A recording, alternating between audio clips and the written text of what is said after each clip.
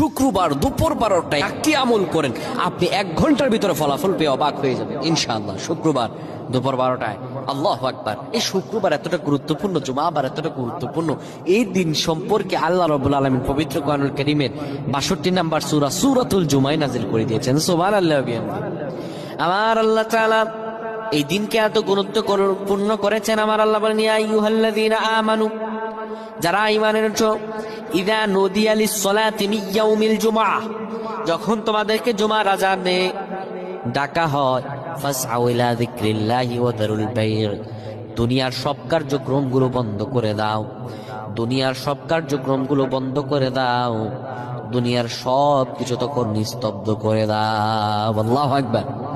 এই শুক্রবারকে আল্লাহ তাআলা অত্যাধিক গুরুত্বপূর্ণ করেছেন। পৃথিবী সৃষ্টি করেছেন শুক্রবারে, আবার পৃথিবী ধ্বংস করবেন শুক্রবারে। হযরত আদম আলাইহিস সালামকে এই পৃথিবীতে পাঠিয়েছিলেন শুক্রবারে, আবার